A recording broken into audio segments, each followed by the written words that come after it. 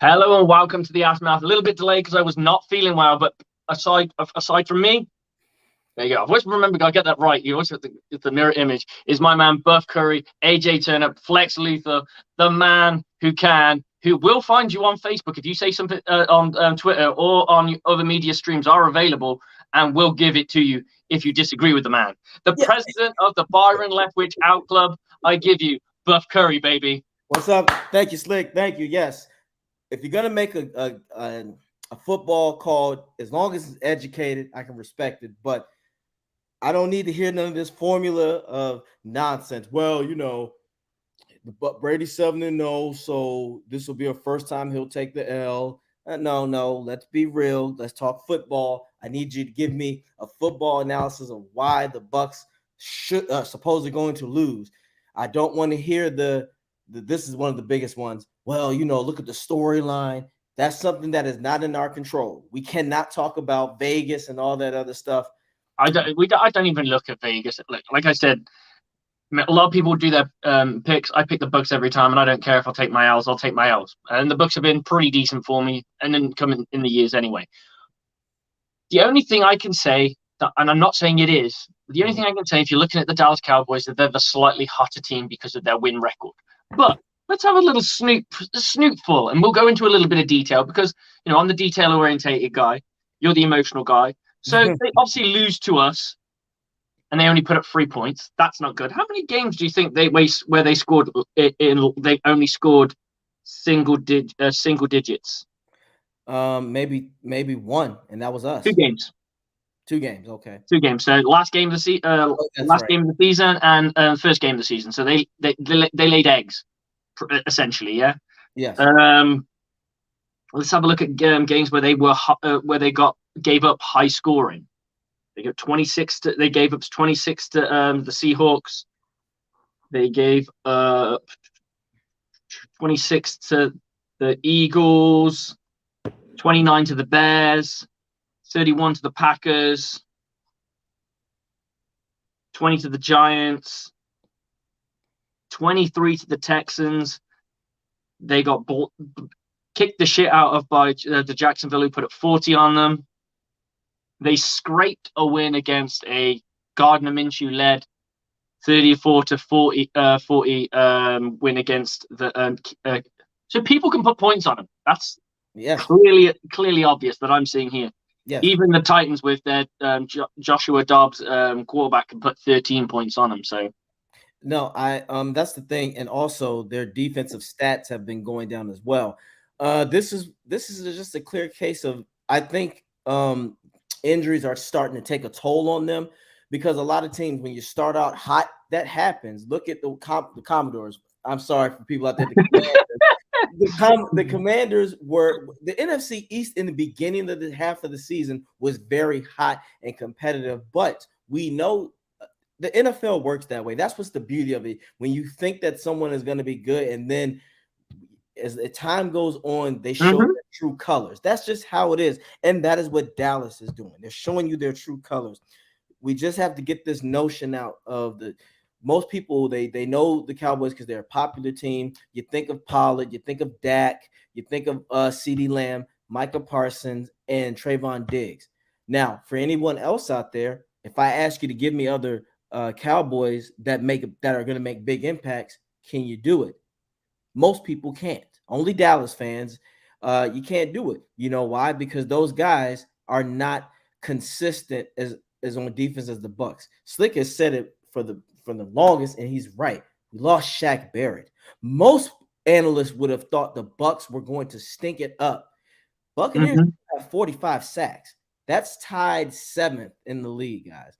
That's top 10 shit right there. Mm-hmm. That is very impressive. So, as much as we like to rag on Bowles, he has done a fine job I agree. stabilizing this, keeping this defense solid. The secondary, night and day from the Bucs of last season. So you have to give him respect there. Absolutely. I just think that when it comes to the playoffs, but as you said, the Cowboys are susceptible to scoring, to getting scored on. Now, if I am the Bucs offense, I'm just gonna take it here. You know me. The first 15 plays, you're passing that shit. Pass. See what happens. Do not come out with predictability. If we come out play action, throw it. Take shots down the field first. Because if for people out there, please go to my Bucs channel. It's about Bucking Time. I broke down certain plays that I think the Buccaneers should use if they get in these defenses. If you want Trayvon Diggs to play man on Mike Evans and he has no safety help, Brady, please look at that. That should be your first look because I don't see him getting the best of Evans. It's literally, I feel like if I got to go percentage wise, I'm going to go to 70% Evans more than Diggs because Diggs cannot contain him. Now, if you Diggs will have his moments where he will make those big plays, but he'll also get beat a lot too.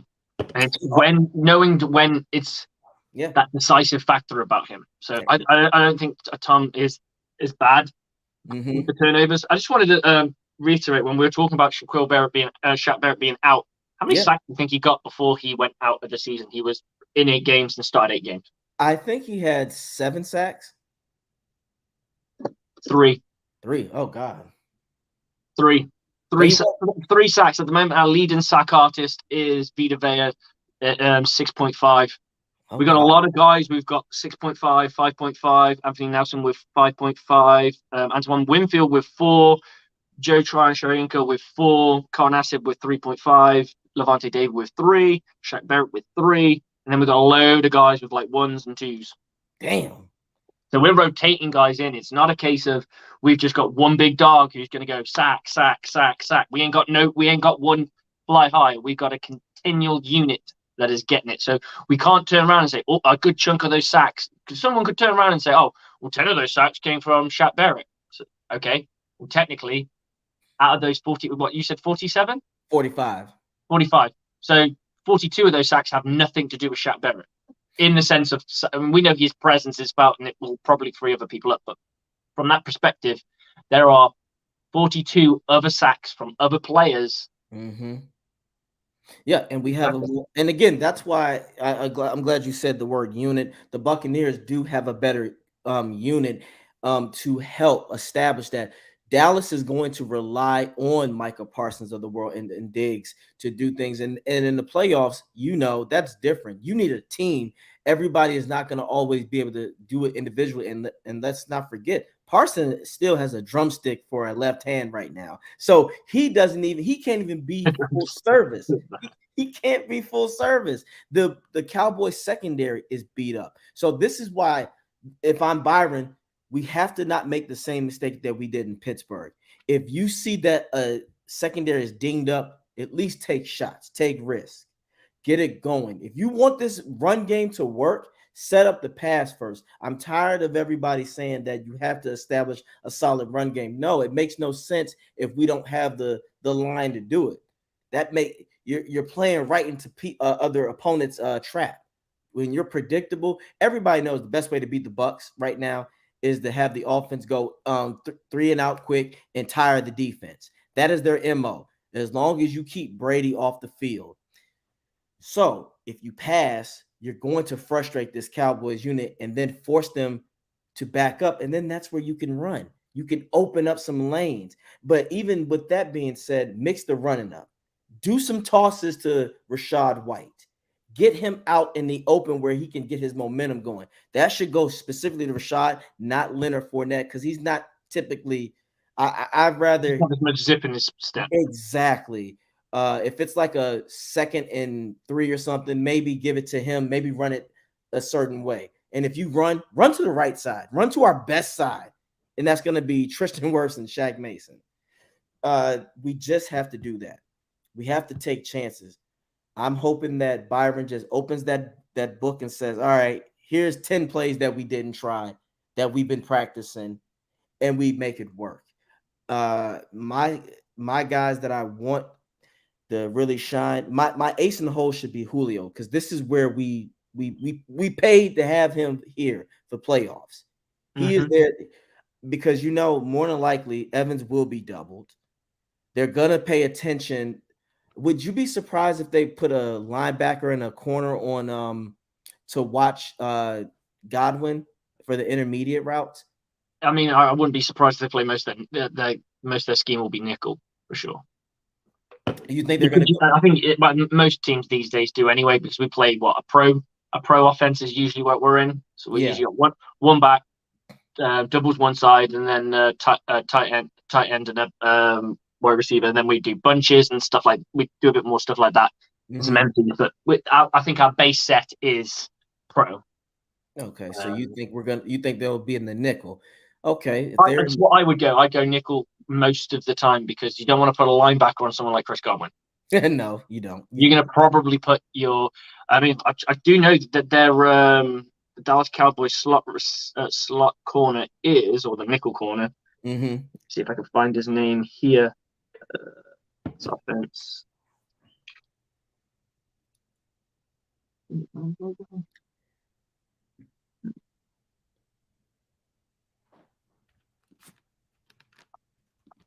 But he's a rookie, from what I can tell. No, I know who you're talking about because he's actually been doing pretty good, solid. He's been doing a solid job.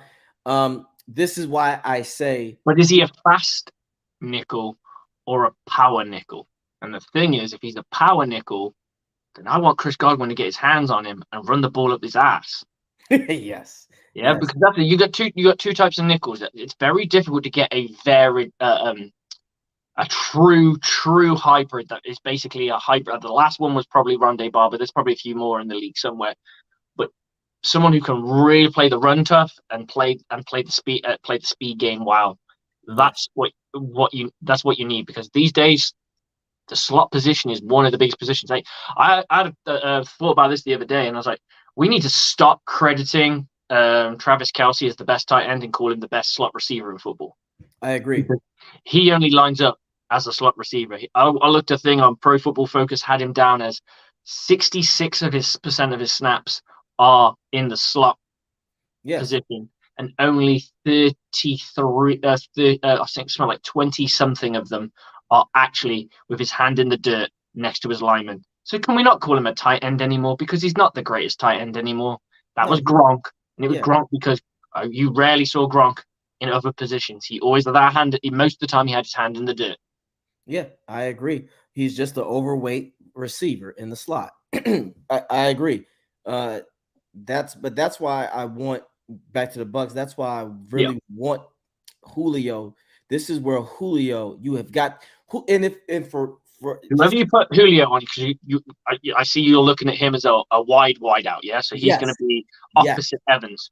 Whoever's in the middle, that's the route combinations you want to play with. Whoever's in that middle guy, that's the person. Like if it's going to be Godwin, you want to have them have an interchanging route. So 1 minute one of them's deep and the other one's shallow. This way, you're going to confuse them because then the corners really have to communicate and really have to read, especially if they're playing man. If they're playing zone, they need to know who's going up and who's staying top and who's staying bottom, who's got the bottom shit and who's got the top shit. Amen. So this is where it can get a little bit of fun. This is where everything is. And then you start faking stuff that looks exactly the same. You come out in the same stuff. Oh, they're in that. Instead of you had Chris Godwin with a break in, then he breaks out, then he breaks forward, then he turns on then he turns on a hitch. It's the same where you have posts, seams, goes, and then you have him going with a hitch with Julio, and it just you rotate those plays around based off what you're getting, and it just keeps them off balance, in my opinion, anyway. And that's where, and honestly, wherever side Parsons is on, for the most part, he's going to rush. It's going to leave that field, that nice little green pocket wide open. As you said, honestly, for the guys in the middle, my slot guys or the passes up the middle, I want Godwin and Otten to feast. I want to see where I'd like to put Otten? Where I would always start him on one side, but if I see Micah Parsons line up on one side, I'm putting Otten on that side. Because the reason being is he's going to blitz 99.9% of the time. Yep. If you want him to have a clip of him as he goes up for his route, he's going to be wide open for a split. For at least it's if Tom Brady wants that quick shit. Exactly. That's a quick one because you know there's somebody already there. So that means the person who's they've only got 11 men. 11 men have got to cover the grass. This is where you start looking at the field and you start taking advantage of the field. So if they're on the right hash, that means the left-hand side of the field is harder to defend from a coverage point of view, because if you're in zone coverage, all your zones are bigger. On the Yep. other side, they're more congested. Okay. A lot of people don't look at that. That's a real big thing in zone coverage that nobody looks at, or nobody really talks about. The ones, if you're down the middle, then it's different, but not every play is between the hashes. Most of them, they'll be camped on a hash. Yep. And be on that hash, that's when you take advantage of the space. That's where a toss comes in, especially on someone like a Rashad White. Yes, sir. Yes, sir. I agree. And you want to play with it even more. And this is what I really like. You put two guys in, one behind Brady, one to the side of Brady. Fake toss, lead guy. Next play, the other way round. And you're just playing with it and playing with it. I agree. I think football should be fun. No, it should be. And again, I want to see Otten take some runs up the seam. And if you don't have whatever side Parsons is on, sometime and it leaves it open, that's where Fournette comes in as the chipper. He's the guy that's going to come in there and blow him up and give Brady that extra second. And you know what we did last time that was really good? Chip and release. Yes, chip and release. He came down on it and he was like, "Oh, he's coming for me," and he chipped and released. And that was what he did first, wasn't he? He chipped, released. He released and he didn't do nothing. He just released. They threw the ball. Blah blah blah. The next play, he thought, "Oh, he's going to go on his fucking route. I'm going to keep. Oh fuck, I'm on my ass." Yep. Yes. I can understand where he's coming. I can understand where he's coming from. Like everything's set up for the defensive players, but at the end of the day, that's why. What do you think a crap back block is? Yep. You got to have your head on the swivel because someone want to take your head off. Exactly. And I just think but that also comes from the fact that he knows that is the game of football. That is what's supposed to happen.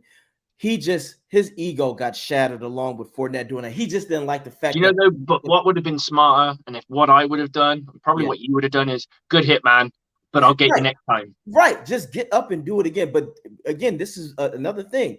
If you go back to that game, when that happened to him, did you hear Micah Parsons' name being called anymore after that?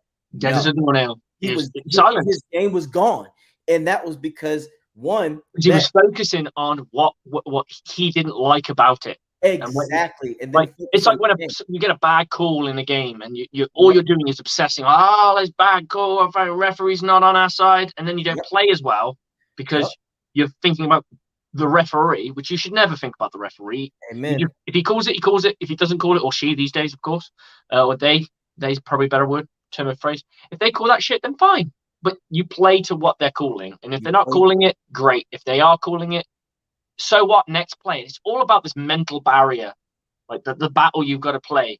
If you fuck up on a play, you've got to have the mental. The only thing I would say that Jameis Winston had in spades, his mental toughness was second to none. That guy would not get rattled. You could argue he didn't care. I think he did. I think he was just like, no, I'm just going to be me, and I'm going to play my bet. I'm going to do what I can. And that unfortunately made it more reckless sometimes. But he played with a man. He was like, no, I'm going out there. I'm going to keep going. And that's how he had his 30 for 30 season. Some people would have just crumbled and just not even bothered and would have thrown like really safe stuff that would have never have gone anywhere, and they're thrown beneath the sticks, and then you don't get third down, so you're kicking the ball away. He always he got guts. No, you are absolutely right. And that's what it takes, because sometimes not caring is guts. But for him, it just got to the point. You said a key word. He got reckless. That was his only thing. He was reckless. See, a guy like Brady, that he's mental too, but he's mental in his own way. He rises to where he's an analyst. Okay, I fucked up on that one. What did they do to trick me or to make me messed up? And then he goes back and fixes it. Like you said, if Cowboys play zone, Brady's going to shred them. And because they don't have the personnel to keep up with all our receivers, this is why I'm going to say, Brady, like you always said, Leftwich, have fucking fun. There would be a play where if Scotty is out there, like I mentioned in my YouTube video, people. I like Scott either in the slot with Mike Evans or flip them around. Yes, and that's what was my next two different types of speed. You got deceptively fast, and you've got he's fast. And then if you've got guys breaking in, breaking on shorter stuff and deep stuff. You don't know which one to go for and then you send them both deep. You don't know what's going to, or both short. everyone's just going to run away from them because they're scared, because Yep. they're bailing into coverage, and you've got easy completions, especially for those like first for those third and shorts you want to guarantee you get. I think it just I think that's the best policy. I just hope Byron Leftwich has been holding back on us still. I've I been think saying this so. from a and I'm the last two games, I have to say, I have a little bit more respect in what he's been doing as a play caller, because there is some good stuff. There's good stuff in there. I just, I can't, I can't believe that they would hold it back and hold it back this late. I would say, surely you must have got to November and right, okay, now we just got to go. I Yeah. could understand before getting to November and playing a little bit vanilla because you don't want to give up all your playbook or what have you. I get that, Mm-hmm. because let's face it, you want to have those back pocket plays that no one's ever seen before, because guess what? They're going to be the ones that might shine in the playoffs, and that's what Agreed. you need them for. No, agreed. I'm with you on that, and I think it's a bit of with this situation. I think it's of more of a forced learning.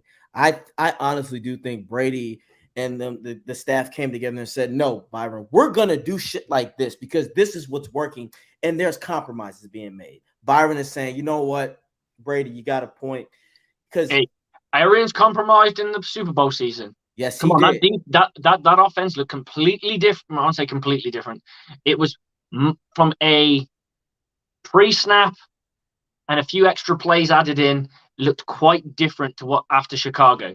Yes, it did. There was motion. We There never was did motion. We were a stand. We were a lineup and play team. That's how yeah. we played. But Tom likes to use motion so he can see what kind of defense they're in, whether it's man or it's all to do with the motion. So he likes to have himself a little bit of motion. He likes to have play action. We were a stand and just sling it team. There was no that little bit of indecision, that little bit of a split second that your linebacker goes, is this a pass or is it a run? Is this a pass or is it a run? And it Yes, sir. takes a minute, because one thing all linebackers are taught is it's slow till you know. Because what you Mhm. don't want is someone screaming in there like it's a run play, and then it's not, and then it goes over your head because you've Right. just created the hole. Like And all of it, a sudden, that little bubble that is you say you're in cover three, you've got four zones underneath. You've now got three zones stretched like a and it blitz, all like a yep. blitz. But your other linebacker doesn't know he's got to have that responsibility. So there's a gap, especially if you are like left hash and you are attacking the right hand side of the field, or vice versa. So those kind of things is the kind of manipulation you want to use. You are correct, and also you are when you're a linebacker.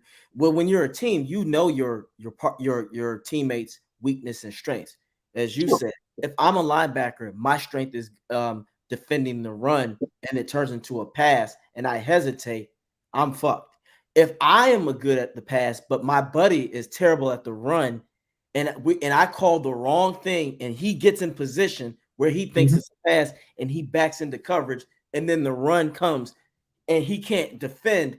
You're right. It's all about making these linebackers hesitate. We know this outside of Parsons. The And they're going to, because it takes a second to get the read, and Cowboys. that's the beauty of play action. You don't Yep. have to. It helps to have a dominant run game, because obviously the first thing they're expecting is run. So their first initial read is going to be run. So Mm-hmm. they look for the run. They see the arms like this. They see the ball being presented. So you might either get them biting on the cheese, or they will slow down to a point where they're like, no, no, no, no, I'm staying disciplined. Even then, they're not dropping into their zone. So if you're quick enough, you go. Exactly. And that's why I do think that the pass will set that up. More play action because now the linebackers are gonna have to stretch out because they got to help their corners just in case if someone gets a throw up the middle. And that's why I'd like to go back to what you said about the oh fuck he's fast. Typically, defenders, when you're dealing with the oh fuck he's fast, and you don't have the personnel by itself, when you don't have that one corner that can contain the oh fuck he's fast, you need that safety to help. You're going to have to, because if not, you're going to get burnt. And what happens when a corner and a safety is watching that guy? And let's say the other corner is playing further back. Now you got Mike Evans right there on that side. Hey, do a quick little slant and And call this it. is it again. there's so many opportunities here. Like I was saying earlier that we put them together. That now you could split them apart because you've got two different types of speed, and you can't put a safety on both of them. Right. Who are you going to give the safety valve to? Is it you going to give it to the fast guy, or are you going to give it to the deceptively fast guy who makes plays anyway? And that's the Exactly. beauty of it. Or are you just going to go cover two? Well, okay, now you've gone into a cover two shell, and you've got two high safeties. Brilliant. Now I can run the football a bit more. And then let's say this. And if they're a nickel, Yeah. two high nickel. Right. This is why the Bucs defense of 2002 was amazing, was because of Rondé Barber, because he could fit the run perfectly. Which means you could put him in at a outside linebacker position, play two high safeties, have two linebackers in the box theoretically. Yes. And then you can just play good defense, because you have to run a team out of cover two. They have to go, shit, we need to bring a guy down. Yes, you're right. That's why the Buccaneers won weirdly enough, is why we won the Super Bowl recently. We played cover two shout all the time. We never had one high safety. What did the Buccaneers do for the majority of the season? One high safety. Mm-hmm. And it was just blitz pressure from everywhere. Mm-hmm. That was the beauty of what they did. When it got to the Super Bowl, they were like, you know what? We don't need to be blitz heavy, because we reckon our cats will dominate. And they were right, because when you got both tackles out and you're chopping, changing your tackles, that's going to happen. Luckily, the Buccaneers don't go into this, which the only thing the Buccaneers got is that Donovan Smith is a bit beat up, and he's not had his best season, but he's not out for the count. No, and you never know. This might light a fire under him to play better, because let's be real, in the Super Bowl run, Donovan Smith did play better in the playoffs. He was a playoffs. When you are experienced, you know when to turn on. That is what makes this Bucs team still dangerous. Most of the players are still here, and they can turn it on. As you said, for the Bucs defense, one thing that the 2020 and 02 Bucs defense have in common: speed on defense. Mm-hmm. All the linebackers got speed, and that's what makes it. When you got, like you said, when you got a linebacker that can go to both sides of the field quick, it can frustrate an offense, because now you can't take full advantage, and if the pass rush gets to you, it's over. And you're right. If especially, this is why I want the Bucs. This is why I say on paper we have more of a solid unit with more experience and take advantage. Again, to the Cowboys defense, outside of Parsons, there are other linebackers. They're more built to stop the try to do actually. The best pass rusher after Micah is probably is Lawrence. Lawrence Armstrong Jr. Yeah, Lawrence and D-Lord. Okay, so they've got two good DNs. Yeah, Dante Fowler's okay, pretty good as well. And then after that, who's their DT? You got 4 sacks. To be fair, they're from 5 is solid, but are they? It's a solid front 5. He's not. But is it dangerous? It's not dangerous. Vita and Hicks are dangerous, because what makes Vita, Vita, you need 2 guys to stop him. Hicks can do that, and then Golston. A lot of people outside of the Buccaneers organization don't recognize what Golston does for this team. Golston is a hell of a run stopper, and he can help. And I told you already on my hot take, if these guys get under 80 yards combined, the Bucs are going to have a field day with them. You know why? Because then when we get 3 and outs, one thing that I can say that Byron and the Bucs do when they are in rhythm and they shred defense, that 10-12 play stuff, what does that do? That rejuvenates your defense. Now they're not tired. And then that's when Bowles does best and send those blitz packages. And you already know you can take a bit more of a risk because you're not worried about the fucking scoreline. Right. And Dak is the kind of quarterback. I didn't realize 7 straight games, interceptions. He is a turnover. He is Winston right now, a turnover machine.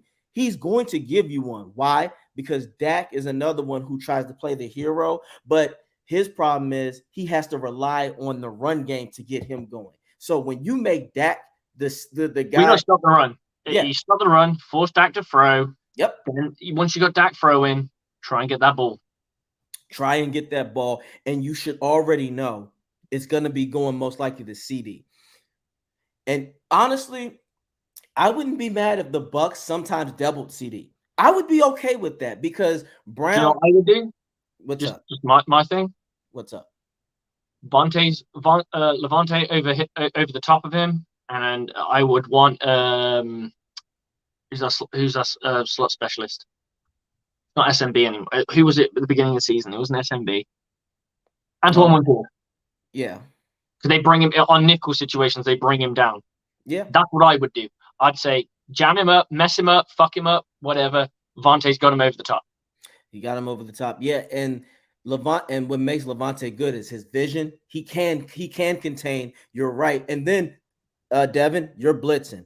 Oh, wouldn't it be fabulous? Wouldn't it be crazy if Bowles listens to us and fucks around and puts Devin on the edge? Dak would not want to see that because they don't have the line that they used to have. I would do. I'd sneak him. Yeah. I would sneak him with some other shit on the other side. I'd bring Antoine Winfield down from the safety position, and so they're going single man. Okay, they're going single man. I can see him there. This guy's here, and then while he's coming down, this cat comes behind, and he's sitting behind a Goulston or Logan Ryan or Hicks or whoever's there at that position, and just is literally camped behind them. And then all he does is scrape off their ass and can't do it all the time, of course, because that's the whole beauty of this. I like what you said. You could also fuck them up with making them think that they think Winfield is going to be the blitzer, and then Winfield just goes back, and they're like, "What the fuck?" Right? And you do it late because everyone snaps the ball around the 5 second less mark. No one snaps it with 15 seconds to go because everyone wants to take time off the clock anyway. Right. No one's trying to the only teams trying to conserve time are teams who need to get going quickly. Yep. But most teams want to make sure they got the play in, make sure everyone's set, they look around, get their feel for it.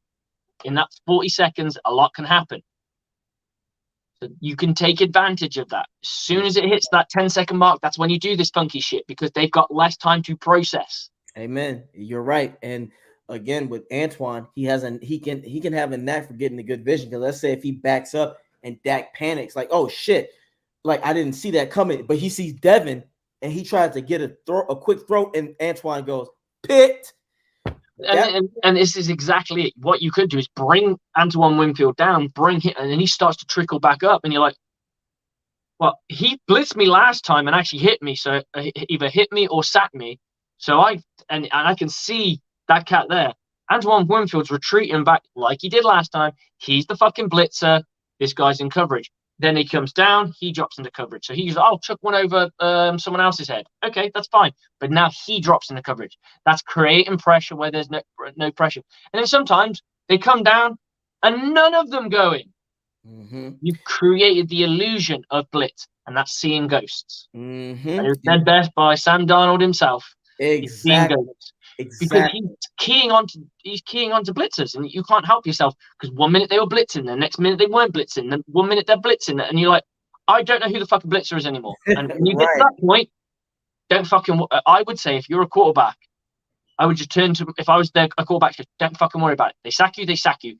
You're overthinking it, and that indecision's making you waste time, and they will sack you anyway because you're wasting time thinking about them. Mm-hmm. I'm not a big fan of this person, but he said it. He said this best. They asked Brett Favre once. He turned around to his backup quarterback. What the fuck is this nickel? And he went, oh, well, the nickel is where they take out an outside linebacker or a middle linebacker and put in a defensive back. And he went, oh, who cares? And his point was, it's football. Yeah. Don't overthink it. Rod Woodson also said this best. There are only, I'll see if I can get this right. There are only 5 offensive positions in football. The rest are all just different personnel groupings. You got empty. You got pro. You got 2x2. You got trips, and you got empty. That's it. There is nothing else. Everything else is a variation of that. Yeah. And it's beautiful because when you turn around and say offensive football is only 5 actual fucking formations, people go, oh, it's really fucking simple. But that's the beauty in the game. If you can simplify it, it makes it easier to understand. Mm-hmm. And if you got the personnel to execute it, that is the whole purpose of football, is finding the right person to execute the same shit. Like you said, most of the stuff is always the same. You just got to find the right. Make it look the same, because if it looks the same, they don't know. They'll guess that they either are guessing what you're doing, Yep. or they think they know what you're doing, and that's Mhm. even better, because then you've got them in a real hole. You've got them in a hole either way, because they're like, fucking, hang on, they were in cover 3 last time, now they're in cover fucking 2, now they're in fucking man, and they ain't changed shit. Nope, and they haven't changed shit, and that's another thing. Now, let's talk about Dak for a second. I want to ask you this. If they're the Cowboys, this is the one thing that I will say that the Bucs, they're going to do either two things. They're going to start out on fire. No, you know what? They're going to try to establish a run, but I think three things. They're going to try to establish a run, of course, but they're going to take some shots. So if I'm Bowles, be aware they're going to take some shots. But you do. I think if they can't get that run game going, they're going to go to the comfortable dink and dunk. And that's where, like, the short, mid, intermediates. And that's where I do not want to see too much cushion coverage. Mix it up, but don't get to the point where you let them march down the field. That sometimes Bowles' Achilles heel, because there are some plays when if you play aggressive on this drive, you might take that out of his game. The thing is, I like cushion coverage if you can disguise it into being something else last second, because that's the beauty. That's the beauty of it. They're giving us real estate, and then they come down. The problem with coming down is you're going forward rather than backwards from a coverage point of view. Yeah. That's difficult unless you have really sound athletes. So guys who can, like, you put them at 10, yeah? You put your corners at 10 and like, oh, this is wide open. And they chop down to 3 yards down, and as they're going down, they're getting their read. If they see run, they continue to run. If they don't see run, they start dropping back again. So it's one of those. I reckon you can play with that whole cushion coverage and disguise cushion coverage to look like something completely different. And that could be that could be special. I mean, I don't know what their packages are. I don't see them, but let's talk about Dak. Dak has 23 touchdowns on the young season, which isn't a heck of a lot for a team that's supposedly high flying. 15 interceptions. I will check him against Brady right now. Brady has 25 touchdowns and 9 interceptions. Yep. So he's not beating Tom Brady anytime soon. Yardage is 4,694 versus 2. Oh, he was injured for a lot, so I suppose you could. Okay, it's a difficult one because he was injured for, let's face it, 5 games. Yeah, but the thing is with him, how do you still lead the league? But then how many of those interceptions go up? Yeah, exactly. Because again, Dak is the quarterback that we know he relies on. If his team is doing well, if the run game is going well, that unfortunately they're out of time. I'm gonna be real. This is what I've always said about Dallas. You had your opportunities 4 years ago and you blew it.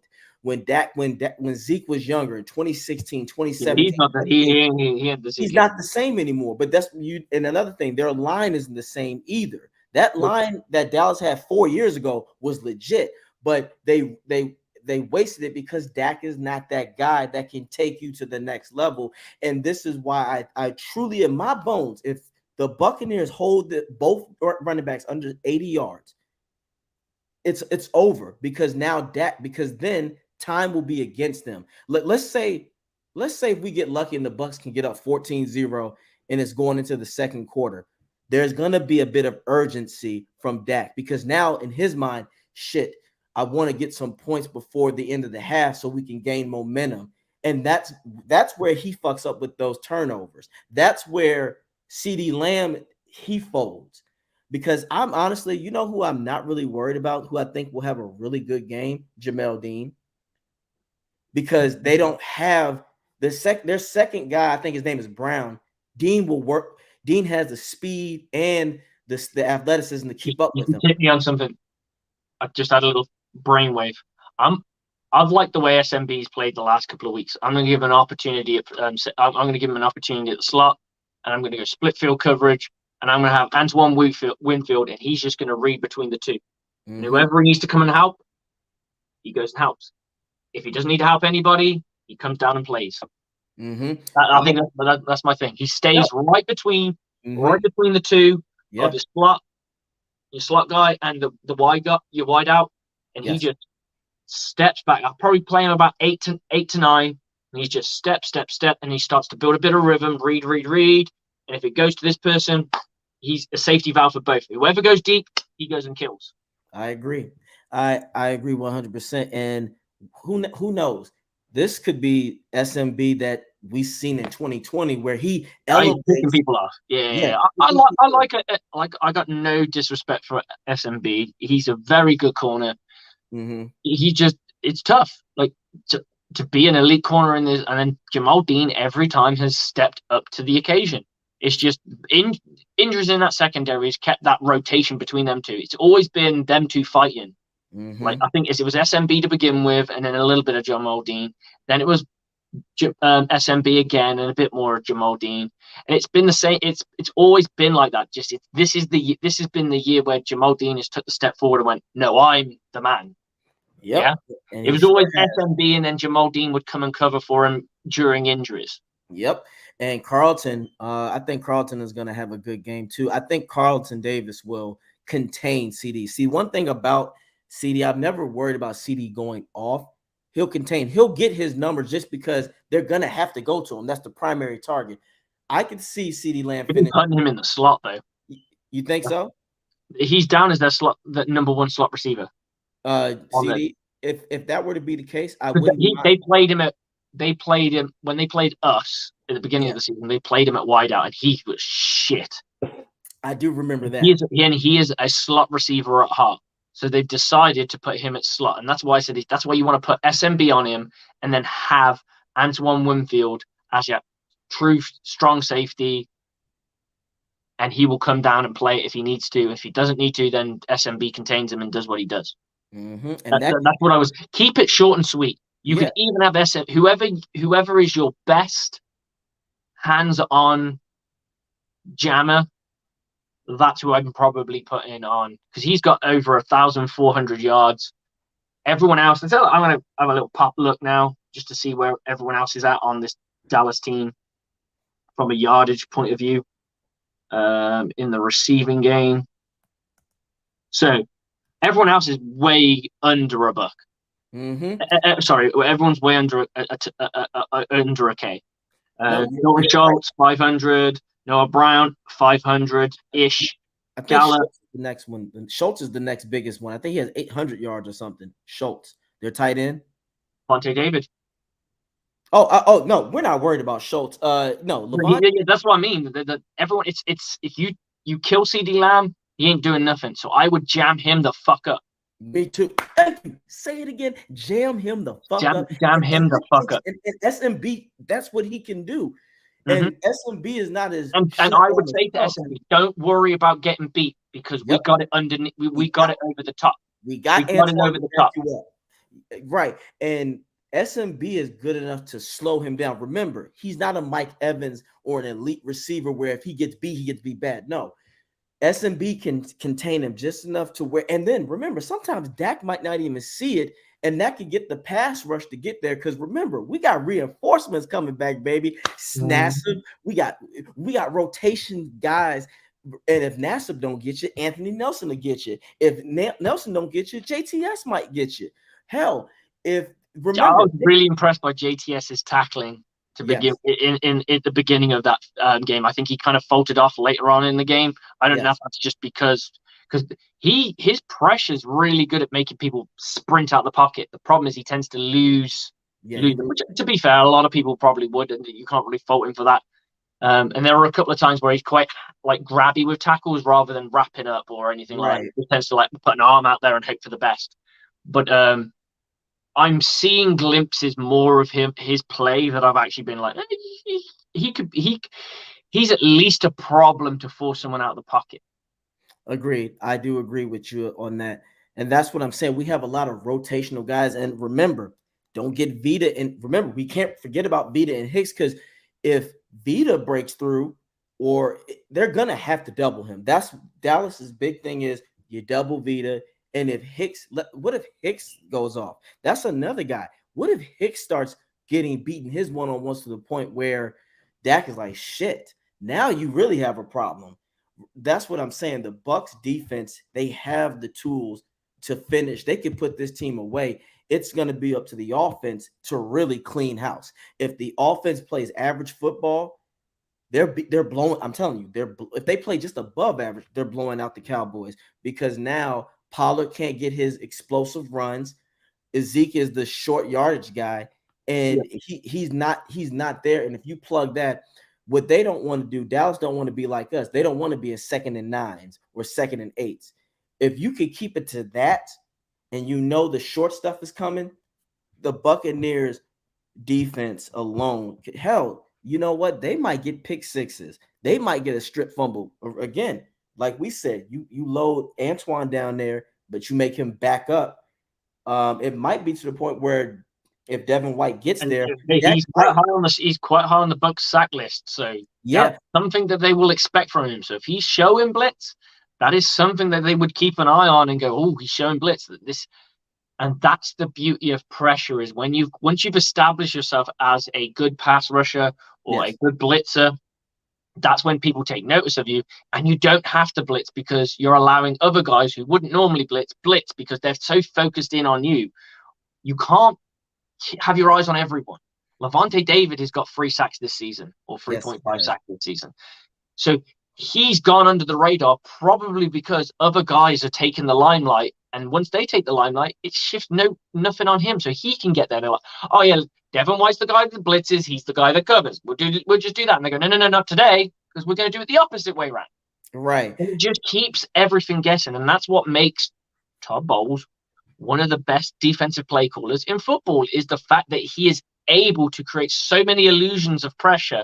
It's almost like, look at what this hand's doing. Look at what this hand's doing because I'm doing something completely different with this hand. And they're like, oh, fuck. Pressure from the Buccaneers, I've been more than impressed considering how beat up they are. They're not getting sacks on a high-end basis, but they are getting there. I just want to see them hit him a few times, make him think, because Dak has had injuries in the past. All it takes is one. No, and as much as I don't want to see people injured, no, but as long as they're out for the game, right? A good career. You want him to, but you're right. You want a guy like Dak to have that impression of I could be hit, I could be hurt, and he could be on that bed, sleeping. Exactly. And I want him so frustrated to the point where, like you said, it causes hesitation. That one moment where he, hesitation or too eager to throw. Too eager to throw. And sometimes, now I will say this, I do have a feeling that this game, Dak might go out of his way and not too often, but if there's an opening, he will take off. And if he takes off, make him pay. I'm not saying hurt him, but if he make him feel it. Make him think, I'm not going to do that again. Right. That's exactly. But if this is the playoffs, I think everyone's going to. The only thing I want from a Tom Brady's perspective, I want him to stay tough in the pocket, like he did in Carolina, especially in the second half. Yes, he did. And how he was playing in Atlanta before he went off.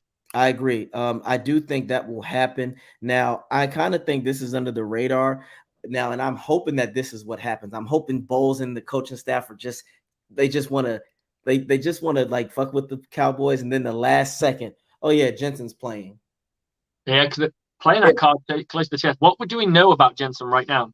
What they're saying is they haven't given anything, but they did activate him off that 21-day injury. If he wasn't ready, I do not think that they would have. What is he on the injury report right now? I think they said for his knee, but he has 21 days. I get you. But is he limited? Is he did not participate because they've got to, or they not? Oh, I know what you mean. I get you. They don't have to say shit until 21 days. Exactly. In 21 days, they have to announce what it was. Yes. Right. I got you. And that's the thing. I think they're doing that on purpose. But he's working out like a motherfucker, and they just don't need to declare it. Yeah, they're not saying anything, and that's why I really have a good feeling of him coming into this game, because they wouldn't have brung him off, because why would you bring somebody off of IR if that's a waste of a roster spot? They're gonna do that. They're just secretly doing that to fuck with the Cowboys. And now, do I think he's gonna play 100%? I don't know yet, but his presence alone, we've already said it, he will get the line right. And as you said, Brady, I think the run plays will be better. I'm not sure about the passing, but the run plays, because of his aggression, because of I think everyone on that line will feed off him. Exactly. And that means Brady will as well. Can you imagine this? Brady having the confidence, knowing, okay, Jensen alone will give me another second and a half to make the right progression. Oh my God. And that is something that I think Dallas, if that happens, Dallas will not be ready for it. Because remember, if you look last year when Jensen manhandled the Cowboys defensive line, they couldn't do shit with him.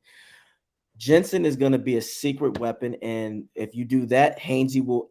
I wouldn't be surprised if Hainsey magically his calf is good. He's like, "Oh, I'm good now. I'm fine, guys. I'll be good. Put me on this guard side. Wirfs will be healthy, and that extra day, I think is really going to come in handy for our players because they'll be more fresh. They'll be more relaxed. I think Wirfs is going to be So we don't get that Saturday game the following week. right. They're not they'll give us the Sunday game more than likely because I think they should, because at the end of the day, you're playing at such a disadvantage. I mean, imagine having because even if you play the Saturday and you play the following Saturday, you've still got the same amount of time off. Right. And I do think they'll give it to us because one, it's the Bucs. If the Bucs beat the Cowboys, they'll go, okay, now the Bucs will be more of a prime time. I think the NFL secretly wants this story anyway. Yes, they do.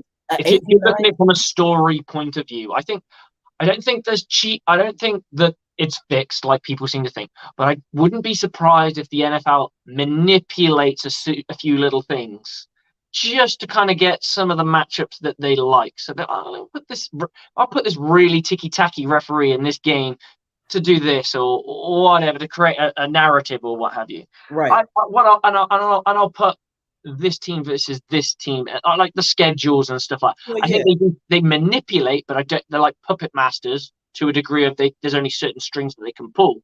Yeah. So I think they like this storyline, especially if Tom Brady were to walk away and retire, because then it's like they get the publicity, the name of like Tom Brady retiring, wins a Super Bowl, puts the NFL name on the map.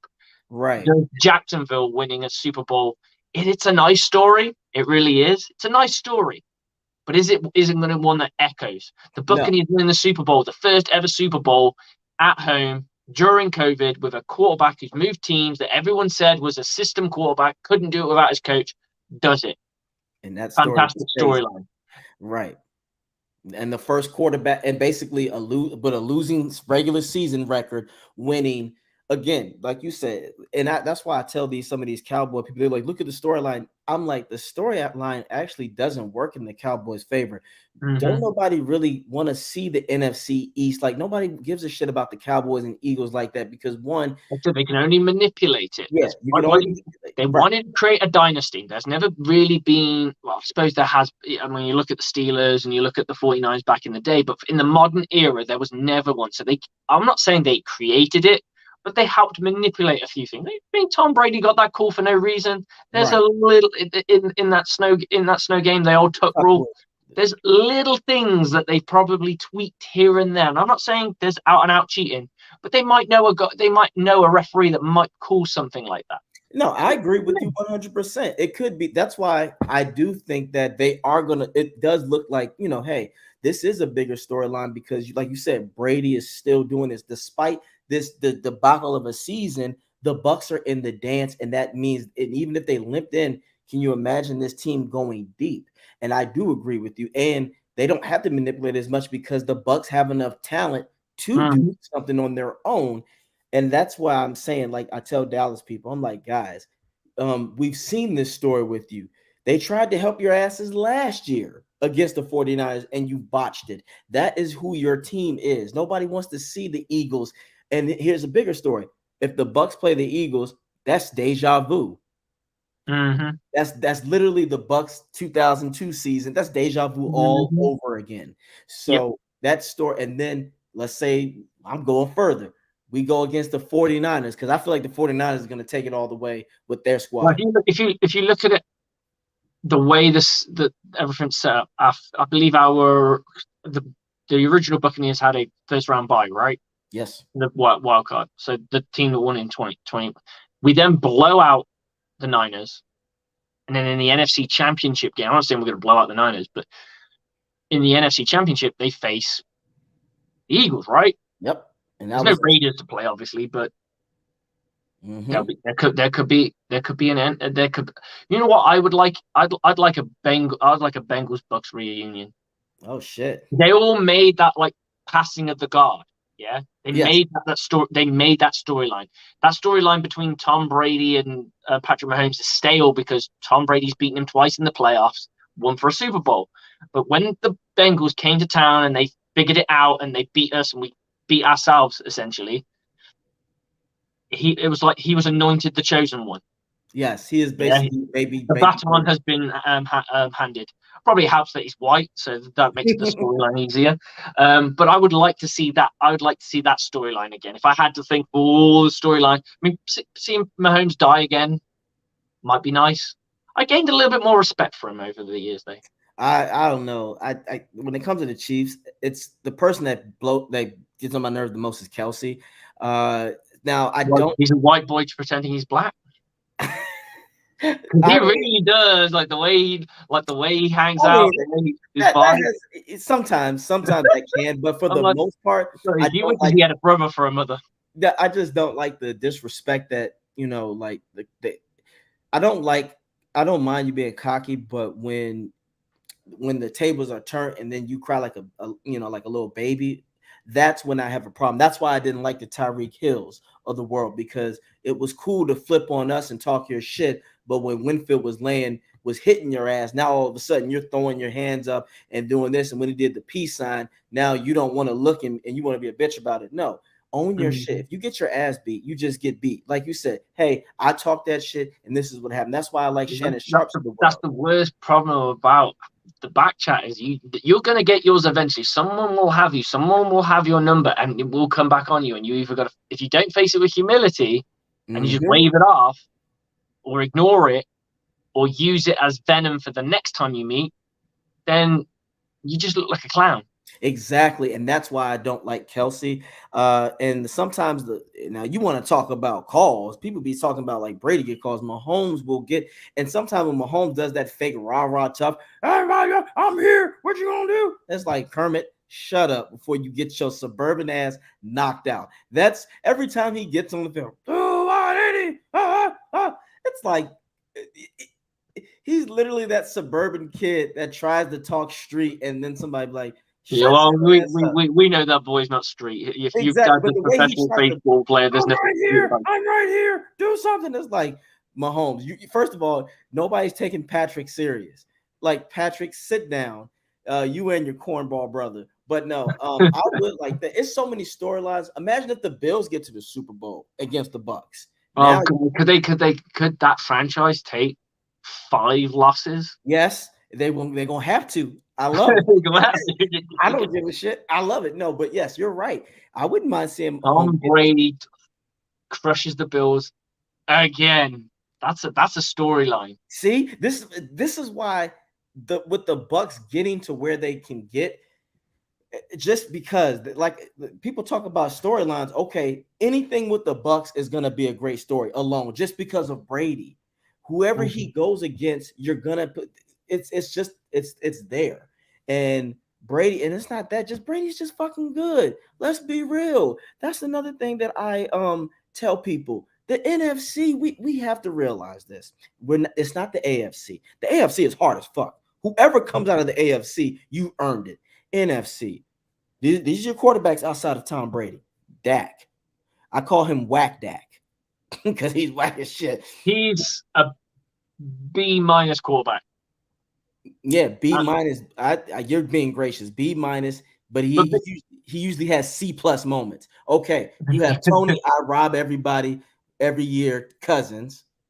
Kirk Cousins. I'm sorry, Kirk. I rob everybody. Kirk Cousins is a quarterback that either plays A or C or D. Exactly. He can't keep it in the middle. Like he needs to be hitting B's on a regular basis and Right. B pluses and maybe C minuses on occasion. But he needs to stay consistent. He His played problem third. one, he's got an A star. The next minute he's dropping everything. Right. He's third world attractive. Either you are gorgeous or you butt ugly. He ain't in between. He's not America. He's not in between. Then okay, let's go to the Giants. Daniel Jones. Enough said. We can Yep. move on. We can move on. Next. Then let's look at who else is here. You have the Eagles. Jalen is playing like his last name right now. He's hurt. Jalen's probably the best of that bunch right now, but that's probably because of the supporting cast he has around him. We saw him without the supporting cast; he wasn't very good. But then you can argue Brady. You take away the supporting cast, is he as good? Look, I'm not there to argue that. They've done everything in their power to empower him to be their franchise quarterback. This was their way of going, are you the cat? Right. We're going to surround you with all the talent, and if you do it, they've done it with Tua as well. Surround him with talent, and if he can't do it, he's obviously not good enough. Right. And the simple fact that Brady won with Deion Branch as his number one wide receiver, that shuts everything down. I tell folks, go look up Deion Branch and then look at his stats when he was with Brady and then when he robbed Seattle. Then you come back and you talk to me. So again, Purdy is being carried. Now, yeah, of course. I mean, he's obviously talented. There's no denying that. But is he ready to take on? No, it's a whole different beast. Like, no. Could he get? Here's a question for you: could he get carried to a championship? If he will, if he doesn't doesn't play the Bucs, he will. Nobody else. The Eagles will fall apart because Hurts is hurt. Nobody else can beat this 49 except for the Bucs. And I said what I said because I really want them to play because you know why? You know what but you know what I would do if I was Bowles? Remember the first play we played them and Purdy got put on his ass by Keanu? Yes. I would do some same shit like that again to let him know we are here to play. That okay, that penalty shit, whatever, but I want you to know, Purdy, we're gonna make you ugly today. Put him on his ass because, like you said, the playoffs are a different beast. And again, as you said, the powers that be in the league might let shit like that slide now because it's the playoffs. They might go, hey, we can't continue to make those kind of calls. They want the spectacle. They don't want it to be a flag game. No one wants to see a ticky-tacky flag game all the way through the playoffs. Yes, and here's the thing. That's why Purdy has been so fortunate. He hasn't really been put on his back a lot. Playoffs is different. If he gets put on his back, he will fold because now it's different. He can't just run through his progressions. And then I honestly don't think I want to see if he can take a beating. No, not just that goes without saying. But he's never really had to lead his team from the depths. No, he hasn't. So you put them behind by 10 points, they might fold anyway because he does not have it in him. Right. He might fuck around and be another Jimmy Garoppolo. But hey, I'm gonna just because I know we get into that time, but I want to give you your I want you to ask you what in your heart, like we're gonna win this game, but who do you think on offense will be the star and on defense will be the star, and then how much do you think we'll win by?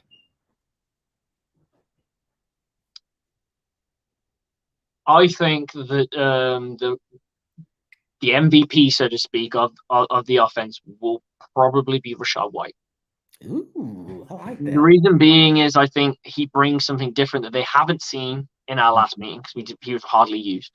I'd like to go with the easy numbers. My first guess was Chris Godwin because he's got back on form. That's one of the big things that's different to this year, this week, the last time we played. This guy's ready to rock and roll, whereas he wasn't when we were playing that game. A lot of people didn't want him in that game. Agreed. But he was. So there's no denying that. So Chris Godwin was probably my first choice. And you know what? Rachaad White he's still under the radar, so to a degree. How much we'll win by? I do think it'll still be tight. I think the maximum the Buccaneers walk away with is a 10-point lead. I do think it'll be closer to a 6-point lead. Okay. And I'm going to go. I still think the Buccaneers defense will do their shit as they always do. I think it will be a 24-28 game. Okay. Now I'm gonna like I said, I'm going out there with the hot take and limb offense. Sure. I got I don't know why. I just have a feeling Julio's gonna show out. Julio's gonna show out. He's gonna be the guy that the short under routes or the bomb. Now on defense, I'm gonna go with Antoine Winfield. I'll go Winfield on that one. Antoine Winfield is going to show his ass because he's going to blitz, he's going to pick him off, and he's going to be able to clog the run. And the reason why I stick by my words, Vita and Hicks, 5-1 together, they're going to stop this run. And because of that, I got the Bucs putting up 31 and the Cowboys 10. I'm hoping you're right, dude. I'm hoping you're right. Yep. So on that note, I appreciate it. And everybody else out there, remember, follow me on YouTube. It's about Bucking Time, AJ Turnup, TikTok and Instagram, flex_Luthor813, Twitter, @Turner_24. And we'll probably do another post before the game on Monday. Cool. I ain't gonna lie, I'm gonna try to stay as sober as possible. So we gotta do that shit like at 6 o'clock, so I can at least have an hour of beverages. I'll be at work until I think 7:30. So I'll keep you posted then. Keep me posted. I'll be ready to rock and roll. I'll be ready to rock and roll anytime. But even not, we'll figure something out, and we'll either get talking either on the Saturday coming up to the game, or we'll get going on a Sunday. We can do something on a Sunday. It's gonna be a good week of football. Saturday, Sunday, it's gonna be yeah. So yeah, like I said though, Monday 7 o'clock, I'm drinking, so we got to get ready. Yes, sir. Yeah. I'll catch you soon, brother. All right, you take it easy. All right, my man. Thank you, bro. So, guys, that's the end of the aftermath. Thank you for tuning in. Much appreciated. I'm sorry it was belated. It's belated. It was actually because I was ill, so feeling much better now. My content with Across the Bucking Pond and Book Wild has been kind of cut short for a little bit. Teresa's not feeling too great. And I'm now back at Steelers training, which is my new team. And I'll be coaching them as their DB coach for the moment. So I don't have as much time in the nighttime on a Saturday night. So I'm just kind of figuring out when the best time to do those shows are. But I'm sure you'll get me either post game or pre game coming up for this one with my boy AJ, my bro host. Guys, we got them Dallas Cowboys. We know what's going to happen. We got to get after it. We got to put Dak on his ass. We got to stuff that run, and they have no chance. Bucs on me. Bucs on free. 1, 2, 3. Go Bucs!